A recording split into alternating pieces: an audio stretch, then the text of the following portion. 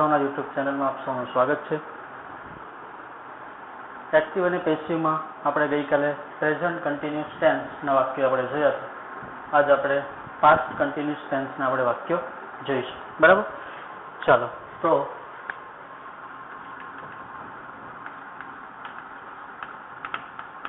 Active and passive voice.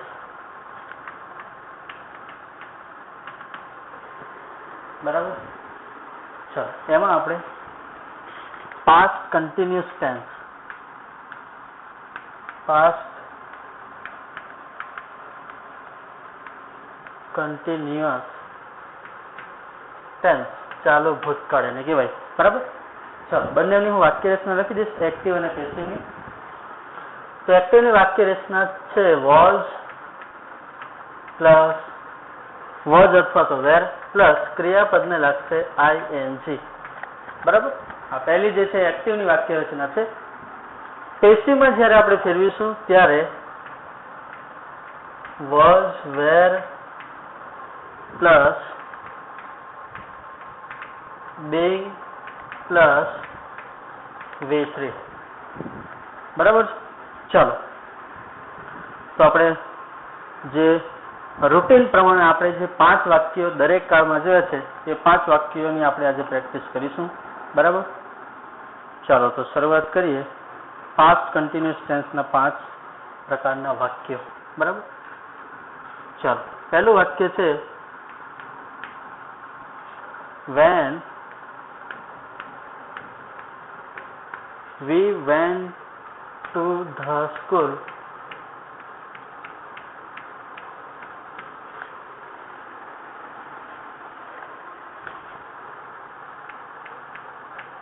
the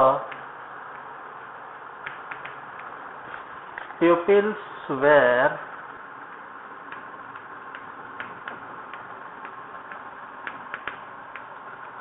learning their lessons. બરાબર, વાક્ય જોતા હશો. એના પછી બીજા નંબરનું જે વાક્ય છે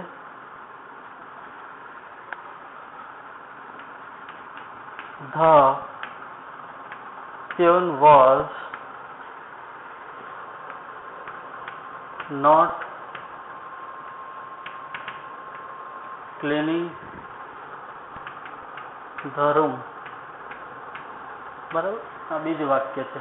5 પ્રકારના વાક્ય જોતા રહેજો કે પહેલા વિધાન આવે છે, બીજું નકાર આવે છે, ત્રીજું પ્રશ્નાર્થ, ચોથું WH થી પ્રશ્નાર્થ અને 5મું આવે છે હોથી. તો 5 પ્રકારના વાક્યો આપણે જોવાના છે. Number 3,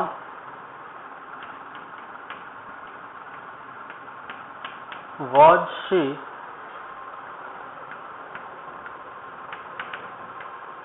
drawing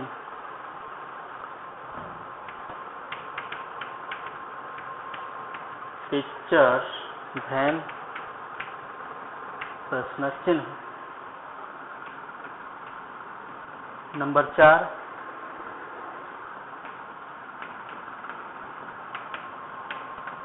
what were you doing at 8 o'clock?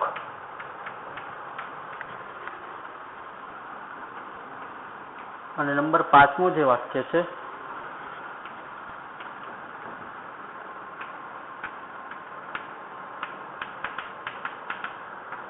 who was writing the score of the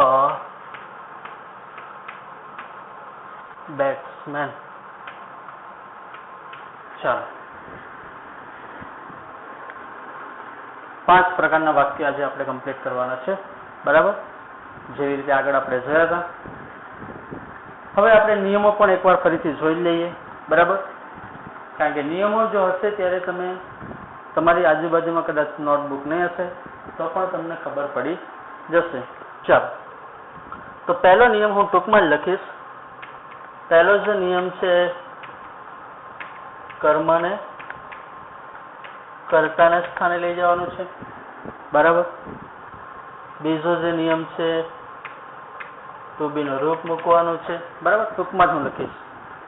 number 3 એમાં આપણે વી નું રૂપ મૂકવાનું છે, બરાબર. નિયમ નંબર 4 એમાં આપણે બાય શબ્દ લગાડવાનો છે. નંબર 5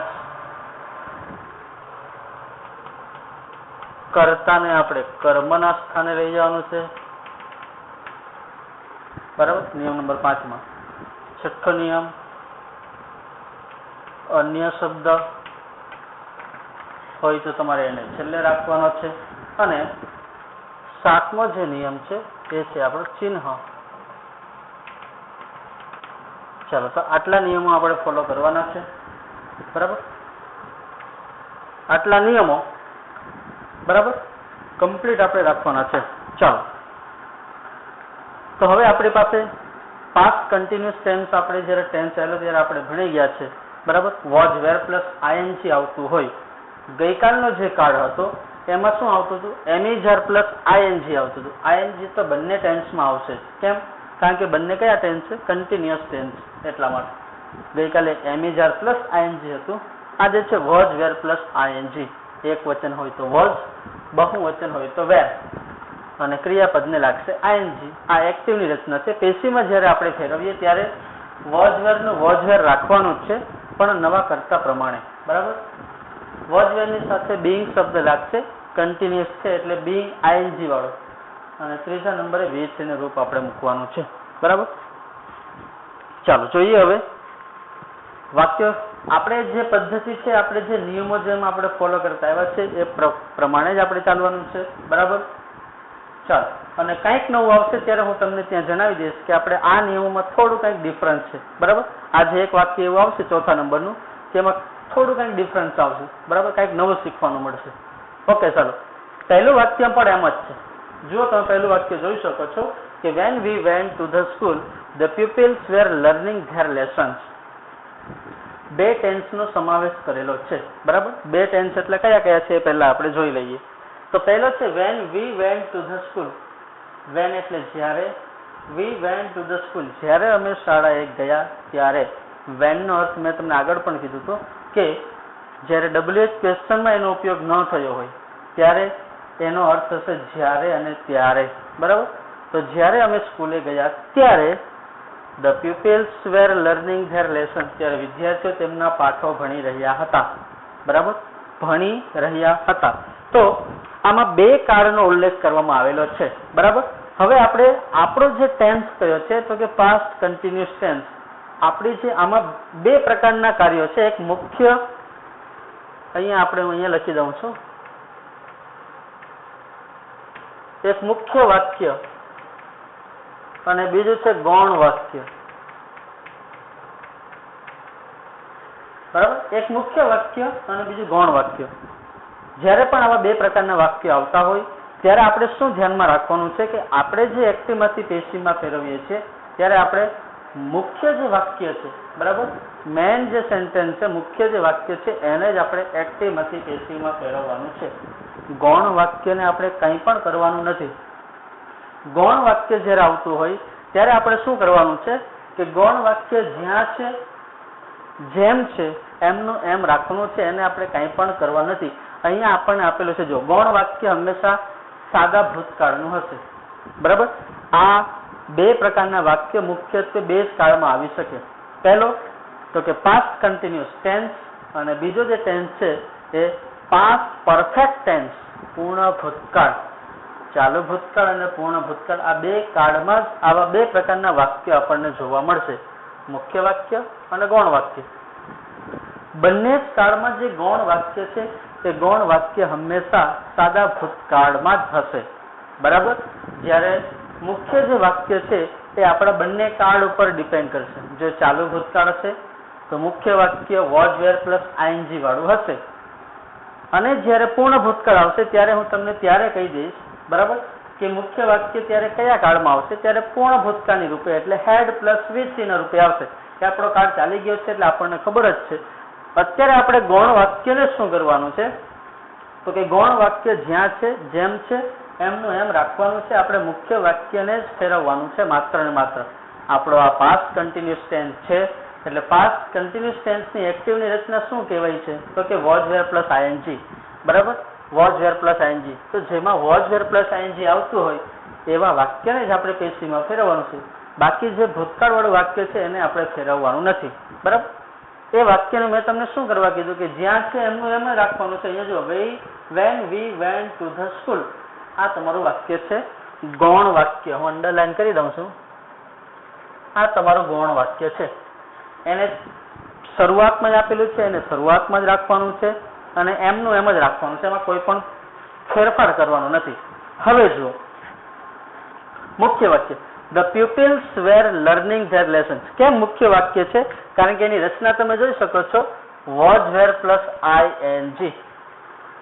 બરાબર, વોઝ વેર પ્લસ આઈએનજી લાગેલું છે. એનો મતલબ કે પાસ્ટ કન્ટિન્યુઅસ ટેન્સનું આ મુખ્ય વાક્ય છે અને આપણને પેશીમાં જ્યારે ફેરવીએ ત્યારે મુખ્ય વાક્યની જ જરૂરિયાત હોય છે. બરાબર, ગૌણ વાક્ય એમ પણ એ પેશીમાં ફેરવી શકાતું નથી. ચાલો, તો મેં તમને કીધું એમ ગૌણ વાક્ય જેમ છે મૂકી દઈશું અહીંયા. તો અહીંયા મૂકીશું આપણે when we went to the school. બરાબર, જેમનું હતું જેવું હતું એવું આપણે મૂક્યું છે. બરાબર, ચાલો હા હું થોડું સાફ કરી નાખીશ. બરાબર, ઓકે ચાલો. તો હવે જે આપણું મુખ્ય વાક્ય કયું વધ્યું? The pupils were learning their lessons. બસ આ જ વાક્યને આપણે પેશીમાં ફેરવવાનું છે. તો ભૂલી જવાનું કે તમને આ આગળનું વાક્ય આપેલું છે, આપણે આ જ વાક્ય પર આપણું કોન્સન્ટ્રેશન હોવું જોઈએ. The pupils were learning their lessons. વિદ્યાર્થીઓ તેમના પાઠો ભણી રહ્યા હતા. શું કરી રહ્યા હતા? તો શું કરી રહ્યા હતા, કાં તો શું શીખી રહ્યા હતા? તેમના પાઠો. તો ધેર લેસન્સ એ આપણું શું બનશે? કર્મ બન્યું. There lessons. મેં તમને આગળ પણ કીધું હતું કે સંબંધક વિભક્તિને ક્યારે પણ અલગ પાડવાની નથી. ધેર લેસન્સ એ આપણું કર્મ છે, એને આપણે લાવવાનું છે આગળ. એમ સમજી લો તમે અહીંયા આગળ લાવ્યા છો ધેર લેસન્સ. બરાબર, આ વાક્ય એમનું એમ જ રાખ્યું છે આપણે. શરૂઆત અહીંથી થઈ છે. હવે આ વાક્યની આગળ આપણે લઈ જવાનું નથી. આ વાક્યને અહીંયા અલ્પવિરામ આપણે મૂક્યું છે એટલે શરૂઆત પાછી અહીંથી થાય. બરાબર, એટલે આગળ આપણે લાવ્યા ધેર લેસન્સ પહેલા નિયમ પ્રમાણે. બરાબર, ચાલો બીજો નિયમ શું કહે છે? તો કે કાળ પ્રમાણે ટુ બી નું રૂપ મૂકવાનું છે.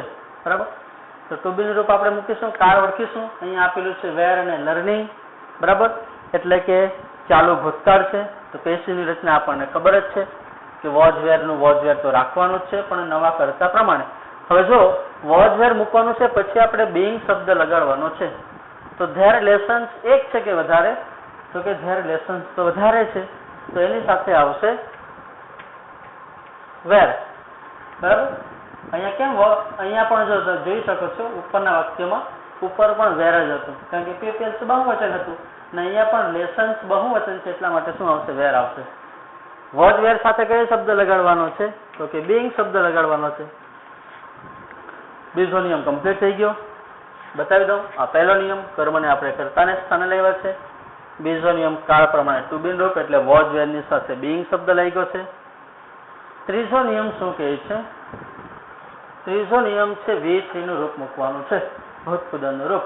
તો આમાં આપણે V3 લર્નિંગ, લર્ન એ શીખવું, ભણવું. બરાબર, તેનું ભૂતપૂર્વનું રૂપ શું થશે? તો કે લર્ન્ડ. ઈડી લાગશે પાછળ. લર્ન ને પાછળ ઈડી લગાડો તો પણ ભૂતપૂર્વનું રૂપ બનશે, અને લર્ન ને માત્ર ટી લગાડો, લર્ન્ટ, તો પણ ચાલશે. બરાબર, ઈડી લગાડો તો પણ ચાલશે અને ટી લગાડો તો પણ. આ બંને ભૂતપૂર્વના રૂપો લર્ન માટે સાચા છે. ઓકે, ચાલો આગળ વધીશું. આ આપણો નિયમ નંબર 3 થયો. નિયમ નંબર 4 શું કહે છે? તો કે આપણે બાય શબ્દ લગાડવાનો છે. અહીંયા આપણે બાય શબ્દ લગાડી દઈશું. પાંચમો નિયમ શું કહે છે? તો પાંચમો નિયમ કહે છે કર્તાને આપણે કર્મના સ્થાન લઈ જવાનું છે. કર્તા કોણ છે? તો કર્તા આપણે ધ પ્યુપિલ્સ આપેલું છે, એને લઈ આવીશું પાછળ. બરાબર, અન્ય શબ્દ ક્યાંય આપણને દેખાતો નથી, અન્ય શબ્દ લખીશું નહીં અને 7મું છે ચિહ્ન, તો ચિહ્ન આપણે વધ્યું છે પૂર્ણ વિરામ. તો આખું વાક્ય આપણું આમ બન્યું. જુઓ, when we went to the school, પહેલું વાક્ય ગૌણ વાક્યને જેમ છે એમનું એમ જ લખવાનું છે, એમાં કાંઈ પણ ફરક નથી. their lessons were being learned by the pupils. બરાબર. તો આ જે પણ હવે ગમે ત્યારે તમારે ધ્યાન રાખવાનું કે જે આપણું મુખ્ય વાક્ય જે છે એ મુખ્ય વાક્યને જ આપણે એક્ટિવમાંથી પેસિવમાં ફેરવવાનું છે. ગૌણ વાક્યને એમનું એમ રાખવાનું છે. જો ગૌણ વાક્ય શરૂઆતમાં આવતું હોય તો એને શરૂઆતમાં રાખવું, અને ગૌણ વાક્ય જો પાછળ આવતું હોય, બીજા નંબરે આવતું હોય તો એને બીજા નંબરે રાખવાનું છે. એનો જે ક્રમ છે એ આપણે બદલવાનો નથી. ચાલો, તો વિધાન વાક્ય આપણું કમ્પ્લીટ થઈ ગયું છે. હવે આપણે જે બીજા બધા વાક્યો છે સિમ્પલ છે. જુઓ, ચાલો, તો બીજું વાક્ય જોઈશું. The peon was not cleaning the room. બરાબર. Cleaning the room. બરાબર. કે પ્યુન જે છે એ આ રૂમ સાફ કરી રહ્યો નથી. શું સાફ કરી રહ્યો નથી? રૂમ. તો આપણો કર્મ આપણને મળી ગયો છે. બરાબર. ઓરડો કહેવાય, રૂમ કહી શકો. ચાલો, ધ રૂમને આપણે ક્યાં લાવવાનું છે? આગળ લાવવાનું છે. ચાલો, ધ રૂમને આપણે આગળ લેવા.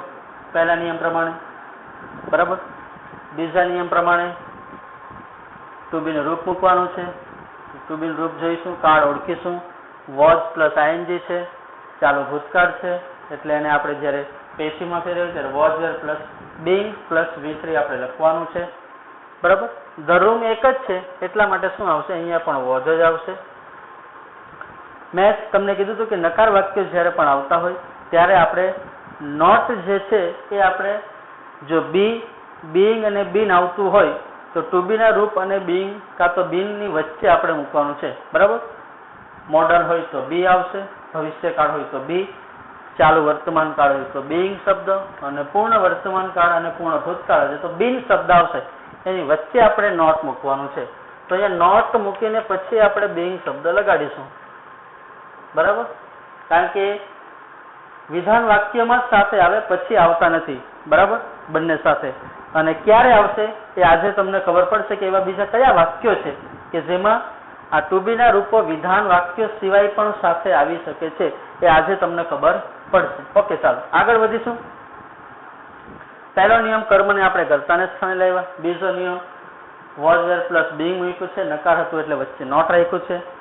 ત્રીજો નિયમ શું કહે છે કે ત્રીજો નિયમમાં આપણે V3 નું રૂપ મૂકવાનું છે. બરાબર. તો V3 નું રૂપ ક્લીન. તો ક્લીન ક્રિયાપદ છે, ક્લીન નું થઈ જશે ક્લીન્ડ, પાછળ લાગશે ઈડી. ચાલો, ચોથો નિયમ તો આપણને ખબર જ છે. ચોથા નિયમમાં આપણે બાય શબ્દ લખવાનું છે, તો અહીંયા આપણે લખીશું બાય. પાંચમો નિયમ શું કહે છે? તો કે પાંચમા નિયમમાં કર્તાના કર્મના સ્થાન લાવવાનું છે. તો કર્તા છે ધ પ્યુન. બરાબર. ધ પ્યુન નું ધ પ્યુન જ રહેશે, એમાં કોઈ ફેરફાર થશે નહીં. અને અન્ય શબ્દ આમાં પણ આપણને ક્યાંય દેખાતો નથી. બરાબર. એટલે સાતમા નિયમ પ્રમાણે આપણે ચિહ્ન આવશે પૂર્ણ વિરામ. બરાબર. ચાલો, નંબર 3. હવે આવે છે પ્રશ્નાર્થ વાક્યો. બરાબર. એટલે જે ટુ બી ના રૂપો આપણે બીજા નંબરે મૂકતા હતા એને આપણે ક્યાં મૂકવા પડશે? આગળ મૂકવા પડશે. બરાબર. એ આપણે આગળના 4 કાળમાં આપણે જોયું છે. 3 સિમ્પલ ટેન્સ અને 1 કન્ટિન્યુઅસ ટેન્સમાં આપણે બધાથી જોઈ ગયા છે કે જ્યારે જ્યારે પ્રશ્નાર્થ વાક્ય આવ્યા છે ત્યારે ત્યારે આપણે ટુ બી ના રૂપો ક્યાં મૂક્યા છે? આગળ મૂક્યા છે. ચાલો, was she drawing pictures then? Pictures. હવે આપણને એટલી તો ખબર પડી ગઈ છે કે કર્મ આપણું શું બનશે, એટલે તરત આપણને ખબર પડી જશે આમાં પિક્ચર્સ આપણું કર્મ છે, એને આપણે લઈ જવાનું છે આગળ. પણ થોડું આપણે કેવું રાખવાનું? બેક રાખવાનું, પાછળથી. ચાલો, પિક્ચર્સને આપણે આગળ લાવ્યા. બીજો નિયમ શું કહે છે? ટુ બી નું રૂપ મૂકવાનું છે. બરાબર. કાળ પ્રમાણે. તો કાળ ઓળખીશું. વોઝ પ્લસ આઈએનજી આપેલું જ છે, એનો મતલબ કે was wear plus being plus V3 આપણે લખવાનું છે.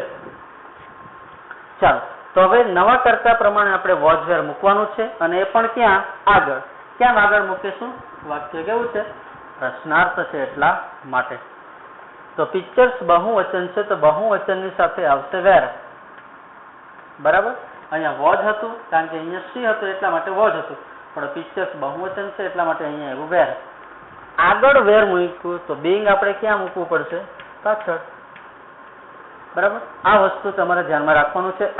હું તમને જ્યારથી એક્ટિવ પેસિવ શરૂ કર્યું છે ત્યારથી હું તમને કહું છું કે ટુ બીના રૂપો એ સૌથી અગત્યના છે. બરાબર, એને ક્યાં મૂકવા, કેવા વાક્યમાં ક્યાં મૂકવા એ સૌથી મહત્વનું છે. આમાં જરાક પણ તમે આમ તેમ કરશો તો તમારું વાક્ય ખોટું પડી શકે. ચાલો હવે આપણે આગળ વધીશું. બીજો નિયમ આપણો થઈ ગયો છે ટુ બી રૂપ. ત્રીજો નિયમ શું કહે છે તો કે V3 નું રૂપ મૂકવાનું છે. તો ક્રિયાપદ આપણે જોઈશું. ક્રિયાપદ ડ્રોઈંગ, ડ્રો ક્રિયાપદ છે તો એનું ભૂતકૃદનું રૂપ આપણને આવડતું હોવું જોઈએ. ડ્રોન થઈ જશે. ઓકે, નિયમ નંબર 4 તો આપણને ખબર જ છે, આપણે બાય શબ્દ મૂકવાનો છે. બરાબર. નિયમ નંબર 5 શું કહે છે?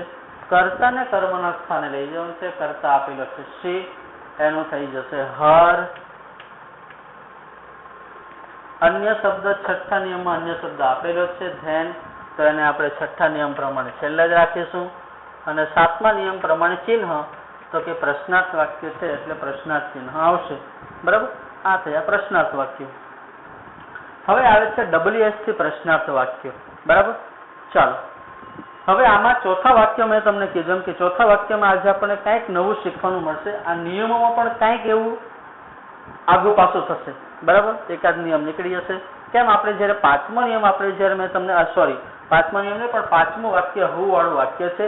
એ હુ વાળું વાક્ય જ્યારે મેં તમને સમજાવ્યું ત્યારે તમને મેં પહેલા જ કીધું હતું કે 5મો, 4થો અને 5મો નિયમ આમાં લાગુ પડતા નથી. એવી રીતે વોટ વાળા વાક્યો જ્યારે પણ આવતા હોય, બરાબર, વિચારો what were you doing at 8 o'clock, તમે 8 વાગ્યે શું કરી રહ્યા હતા? હવે જે વાક્ય શુંથી જ પૂછાયેલું છે તો એમાં આપણને કર્મ આમાં જોવા મળતું જ નથી. ક્યારે વોટથી પ્રશ્ન બનશે ખબર છે તમને? કે વોટથી પ્રશ્ન ત્યારે જ બને જ્યારે એમાંથી આપણે કર્મને કાઢી નાખીએ. બરાબર, કેમ? આમાં હુ વાળું વાક્ય છે તો હુ વાળું વાક્ય ક્યારે બને? જ્યારે એમાંથી આપણે કર્તા કાઢી નાખીએ ત્યારે. તો એવી જ રીતે વોટ વાળું વાક્ય પણ ક્યારે બનશે? જ્યારે એમાંથી કર્મ નીકળશે તો જ વોટ વાળું વાક્ય હશે, નહીં તો વોટ વાળું વાક્ય હોય જ નહીં. બરાબર, એનો મતલબ કે આમાં કર્મ છે જ નહીં.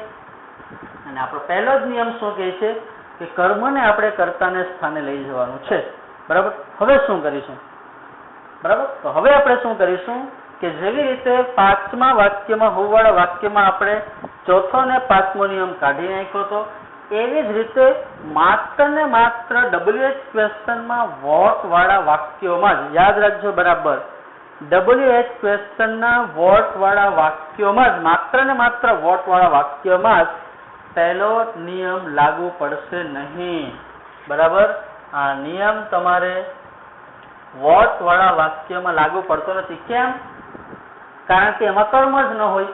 તમે શુંથી પ્રશ્ન કરી જ ન શકો, કારણ કે આ ઓલરેડી શુંથી પ્રશ્ન થઈ ગયો છે. જુઓ કે તમે 8 વાગ્યે શું કરી રહ્યા હતા, તો કર્મ તો આપણને આપેલો જ નથી. એટલે પહેલો નિયમ કાઢીને પછી આપણે આગળ વધવાનું છે. બરાબર, ચાલો આપણા નિયમ પ્રમાણે જોજો. મેં તમને આગળ પણ કીધું હતું કે જ્યારે પણ કોઈ પણ WH ક્વેશ્ચન આવતું હોય તો કોઈ પણ જે WH ક્વેશ્ચન હોય એને મૂકી દો પહેલા. બરાબર, આટલું આપણું પહેલા કાર્ય કરતા હતા. બીજું કાર્ય કયા કરતા હતા કે પહેલા નિયમ પ્રમાણે આપણે કર્મને આગળ લઈ જતા હતા, પણ વોટ વાળા વાક્યમાં તો કર્મ છે જ નહીં. તો પહેલા નિયમને આપણે ડિલીટ મારી દેવાનો છે. બીજા નિયમથી શરૂઆત કરવાની છે માત્ર વોટ વાળા વાક્યોમાં. બરાબર છે, વોટ વાળા વાક્યો ગમે એમાં આવતા હોય ત્યારે આપણે શું કરવાનું છે? WH ક્વેશ્ચન વોટ તો મૂકી દેવાનું છે, પણ પહેલા નિયમને છોડીને બીજા નિયમથી શરૂઆત કરવાની છે ટુ બી ના રૂપોથી. અને જ્યારે તમે ટુ બી ના રૂપો મૂકો ત્યારે, કારણ કે આપણી પાસે કર્મ નથી એટલે ટુ બી ના રૂપ આપણે અંદાજિત મૂકવાના છે, એટલા માટે આપણે એક વચન પ્રમાણે ચાલવાનું છે. યાદ રાખજો આ વાક્ય બરાબર, કે જ્યારે પણ તમે અહીંયા ટુ બી ના રૂપો મૂકો ત્યારે એક વચન પ્રમાણે મૂકવાનું છે. કેમ? કારણ કે આપણને ખબર જ નથી કર્મ આમાં કોણ છે. બરાબર, નવો કરતા આપણે કોઈને બનાવ્યો નથી. બરાબર, કરતા હોય તો આપણે મૂકી શકીએ, ચાલો એક વચન છે તો વોડ મૂક્યું, બહુવચન છે તો વેર મૂક્યું, પણ આમાં તો નવો કરતા છે જ નહીં, એટલે આપણે એક વચન પ્રમાણે ચાલવાનું. તો અહીંયા આપણે મૂકીશું વોડ અને એની સાથે બિંગ શબ્દ લગાડવાનો છે. બરાબર, મેં તમને અત્યારે કીધું હતું ત્યારનું કે એક વિધાન વાક્યમાં વોડ, વેર અને બિંગ સાથે આવશે. બાકી કોઈ પણ વાક્યમાં આવતા નથી, માત્ર બીજા શેમાં આવે છે તો કે વોટ વાળા વાક્યમાં ટુ બી ના રૂપો જે છે કે was were being, am is are being કે પછી હેવ હેઝ બીન કે હેડ બીન, આ માત્ર ને માત્ર વોટ વાળા વાક્યમાં જ સાથે આવશે. જો તમે જોઈ શકો છો નકાર વાક્યમાં પણ અહીંયા અલગ થઈ ગયું છે. વોઝ અહીંયા છે તો વચ્ચે નોટ આવી ગયું. પ્રશ્નાર્થ વાક્યમાં વેર અહીંયા છે તો બીંગ અહીંયા થઈ ગયું હતું. બરાબર, દરેકમાં અલગ અલગ. માત્ર વોટ વાળા વાક્યમાં જ એવું થશે કે એમાં સાથે છે. કેમ સાથે છે? કારણ કે અહીંયા કોનું સ્થાન આવતું હતું આ જગ્યા ઉપર? કર્મનું. પણ કર્મ તો વોટ વાળા વાક્યમાં છે નહીં. બરાબર, એટલા માટે. ચાલો, તો WH ક્વેશ્ચન WH ક્વેશ્ચન મૂક્યું છે. પહેલો નિયમ આમાં લાગુ પડતો નથી. બીજા નિયમ પ્રમાણે આપણે ટુ બી ના રૂપો મૂક્યા છે. નિયમ નંબર 3 શું કહે છે? ભૂતપૂર્વનું રૂપ મૂકવાનું છે. તો ડુ ક્રિયાપદ છે, એનું થઈ જશે ડન. બરાબર, ચોથો નિયમ કયો છે? હવે જુઓ કે ડન મુકાઈ ગયું, ક્રિયાપદ આવી ગયું, પછી આ જે સમયગાળો દર્શાવે છે at 8 o'clock, તો what was being done at 8 o'clock by you, એવી રીતના તમે વાક્ય બનાવશો. ક્રિયાપદ જેવું પૂર્ણ થાય પછી તમારે આ સમયગાળો લખી નાખવાનો છે. મેં તમને આગળ પણ કીધું હતું કે જે ઓર્ડર દર્શક શબ્દો હોય, બરાબર, એવાને આપણે ક્યાં રાખવાના છે? દાખલા તરીકે અહીંયા ધ્યાન હતું તો ધ્યાનને આપણે છેલ્લે જ રાખ્યું છે. પણ ઓળખ દર્શક શબ્દો સિવાયના જે અન્ય શબ્દો છે એવાને આપણે જેવું ક્રિયાપદ પૂર્ણ થાય પછી આપણે એને શું કરવાનું છે? લખી દેવાનું છે. એ મેં તમને આગળ પણ કીધું તો આગળના વિડીયોમાં પણ કીધું છે. બરાબર, એટલે આ વસ્તુ ધ્યાનમાં રાખવાનું છે. તો આ નિયમ નંબર પહેલો આમાં નથી. બીજો નિયમ મૂક્યો. ત્રીજો નિયમ V3 નું રૂપ મૂક્યું. બરાબર, ચોથો નિયમ બાય શબ્દ છે, અહીંયા લગાડીશું. પાંચમો નિયમ કર્તાને કર્મના સ્થાને લઈ જવાનો છે. કર્તા આમાં યુ આપેલો છે તો યુ નો યુ જ રહેશે. બીજું કાંઈ પણ વધ્યું નથી તો છેલ્લે સાતમા નિયમ પ્રમાણે પ્રશ્નાર્થ ચિહ્ન. બરાબર, ચાલો, તો વોટ વાળા વાક્યમાં આપણે નવું શું કર્યું તો કે પહેલું વોટ થી વાક્ય છે એટલે વોટનું વોટ તો નીચે મૂકવાનું છે. બીજું કે પહેલો નિયમ કેમ કાઢી નાખ્યો? કારણ કે પહેલો નિયમ હતો કર્મને કર્તાને સ્થાને લઈ જવું, પણ વોટ વાળા વાક્યમાં કર્મ રહેતું નથી એટલે આપણે શરૂઆત શેનાથી કરી? બીજા નિયમથી. બરાબર, એટલે આટલું વસ્તુ તમારે આમાં ધ્યાન રાખવાનું છે. ચાલો, છેલ્લું વાક્ય હુ વાળું વાક્ય આવતું હોય ત્યારે આપણે મેં તમને પહેલા જ કીધું છે કે બાય હોમ પહેલા જ લખી દેવાનું. આમાં વોટ જે WH ક્વેશ્ચન હોય એ મૂકી દેવાનું. આમાં આપણે હુ વાળા વાક્યમાં બાય હોમ પહેલા જ મૂકી દેવાનું. પછી આપણે આપણા નિયમ પ્રમાણે ચાલો. આમાં આપણને ખબર છે કે હુ વાળા વાક્યમાં આપણે આ બે નિયમો કાઢવા પડે છે. વોટ વાળા વાક્યમાં પહેલો નિયમ કાઢવો પડે છે. ઓકે, ચાલો. Who was writing the score of the batsman? The score of the batsman. Batsman નો જે સ્કોર છે, સ્કોર એટલે કે જે રન થતા હોય, બરાબર, એ આખો શબ્દ જોડાયેલો છે. કોણ બેટ્સમેન નો સ્કોર લખી રહ્યું હતું? શું લખી રહ્યું હતું? બેટ્સમેન નો સ્કોર. તો આખો જે છે એ આખો આપણો કર્મ છે, એને આપણે લઈ જવાનું છે આગળ. The score of the batsman. કર્મને આપણે આગળ લેવા. પહેલો નિયમ થઈ ગયો. બરાબર, આખો જ છે, આખો કર્મ જ છે. બીજો નિયમ શું કહે છે?